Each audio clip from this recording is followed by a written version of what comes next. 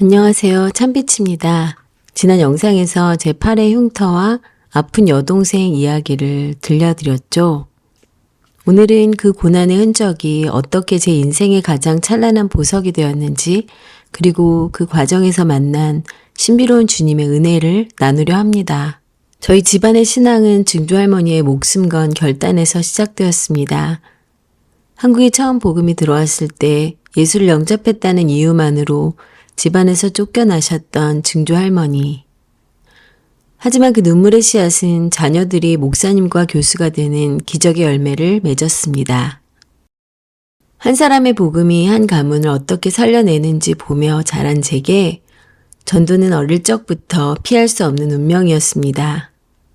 본래 무신론자였던 저희 어머니는 교회에 가면 분가를 시켜주겠다는 제안에 마지못해 교회 문을 넘으셨습니다.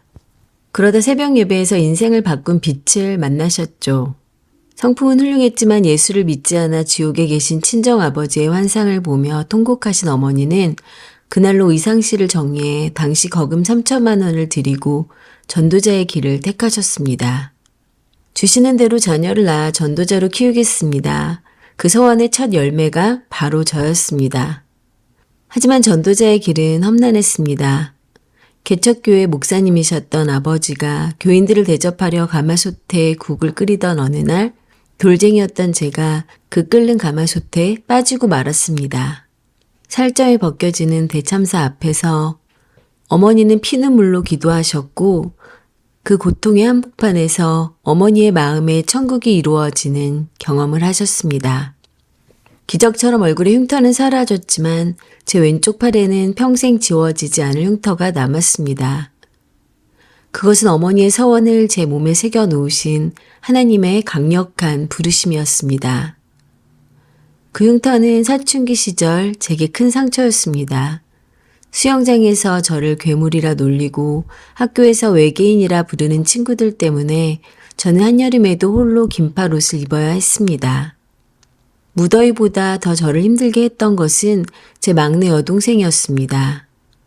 뇌수막염으로 10년 동안 누워 지내며 말 한마디 못하는 동생을 보며 어린 제 마음엔 늘 풀리지 않는 질문이 있었습니다. 하나님, 왜 우리 집엔 이런 고난만 주시나요? 왜 내 동생은 저렇게 아파야만 하나요? 그 질문에 답을 찾고 싶었던 12살의 어느 여름날이었습니다. 강원도 전도사 사촌 언니 집에 놀러 갔다가 한 부흥회에 참석하게 되었습니다. 마지막 날 밤 뜨거운 찬송이 울려 퍼졌습니다. 불길 같은 주성령 간구하는 우리에게 지금 강림하셔서 영광 보여 줍소서. 무릎을 꿇고 간절히 찬양하던 중 제 몸이 불덩이처럼 뜨거워졌고 목사님이 안수해 주시는 순간 저는 그대로 뒤로 쓰러졌습니다. 그 순간이었습니다. 제 영혼이 육체 밖으로 쑥 빠져나가는 것이 보였습니다. 잠든 듯 누워있는 제 몸을 뒤로 하고 제 영혼은 엄청난 속도로 하늘을 향해 솟구쳐 올라갔습니다. 제 의지가 아니었습니다. 무언가 강력한 힘에 이끌려 끝도 없이 올라갔죠. 어느 순간 제 영이 멈춰섰습니다. 그곳은 온통 환한 빛으로 가득했고 제 평생 본 적 없는 예쁜 구름들이 떠 있었습니다. 그리고 저 멀리 약 5m 정도 떨어진 곳에 누군가 앉아 계셨습니다. 하얗고 몽실몽실한 양떼들에 둘러싸인 채 뒷모습을 보이고 계신 분, 바로 예수님이셨습니다. 예수님 만나서 내 동생 낫게 해달라고 말해야 해. 저는 간절한 마음으로 그분 곁으로 달려가려 했습니다. 하지만 이상하게도 제 몸은 단 한 걸음도 움직이지 않았습니다. 그저 그분의 따뜻한 뒷모습과 평안함만을 온몸으로 느낄 뿐이었습니다. 잠시 후 저는 다시 빠른 속도로 아래로 떨어져 제 육신 안으로 들어왔습니다. 눈을 뜨니 모든 것이 꿈만 같았습니다. 제가 느끼기엔 고작 5분 정도 흐른 것 같았는데 옆에서 저를 지켜본 사촌 언니는 제가 무려 45분 동안이나 입신 상태였다고 말해주었습니다. 그 후 18살 밴쿠버 수련의 날 반팔 티셔츠를 입을 수 없어 울부짖던 제게 주님은 첫 음성을 들려주셨습니다. 딸아, 내가 더 아프다. 그 짧은 한마디에 제 모든 원망이 녹아내렸습니다. 12살 그날 제가 천국에서 예수님의 뒷모습만 보고 돌아와야 했던 이유는 그분이 이미 제 아픔을 다 알고 계셨고 저보다 더 아파하고 계셨기 때문이라는 것을 깨달았습니다. 비록 제 여동생은 10살의 나이에 천국으로 떠났고 제 팔의 흉터는 수술 실수로 지금도 여전히 통증을 남기고 있지만 저는 이제 압니다. 이 육체의 가시는 저를 교만하지 않게 하시는 은혜이며 누군가의 아픔에 깊이 공감하게 하는 축복의 통로라는 것을요. 사랑하는 여러분, 저는 이제 제 팔의 흉터를 가리지 않습니다.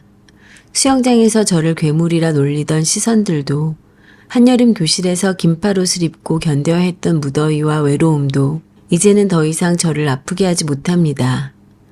이 흉터는 주님이 저를 죽음의 가마솥에서 건져내신 사랑의 흔적이자 한 영혼이라도 더 건져내라는 소명의 징표이기 때문입니다. 여호와는 나의 목자시니 내게 부족함이 없으리로다. 그가 나를 푸른 풀밭에 누이시며 쉴만한 물가로 인도하시는도다. 시편 23편 1절 2절 말씀. 오늘 이 말씀을 여러분과 깊이 나누고 싶습니다. 혹시 지금 이 영상을 보고 계신 분들 중에 도저히 이해할 수 없는 고난의 십자가를 쥐고 헐떡이고 계신 분이 있나요? 하나님, 내가 대체 무엇을 잘못했기에 이런 아픔을 주시나요? 라며 밤마다 눈물로 베개를 적시고 계신가요? 12살 그날 제가 천국에서 예수님께 달려가려 했을 때 제 발걸음을 멈추게 하셨던 그 주님의 뜻을 저는 수십 년이 흐른 뒤에야 깨달았습니다. 주님은 제 기도를 외면하신 게 아니었습니다. 제가 겪을 그 모든 아픔과 눈물을 이미 다 알고 계셨기에 제가 말하기도 전에 그 따뜻한 뒷모습으로 저를 품고 계셨던 것입니다. 여러분이 지금 겪고 있는 그 상처는 결코 실패의 흔적이 아닙니다.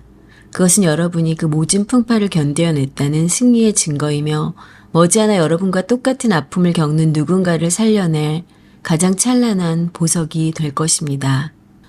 주님은 여러분의 눈물을 병에 담아 기억하고 계십니다. 지금 주님은 고통의 한복판에 있는 여러분 곁에서 나직이 말씀하십니다.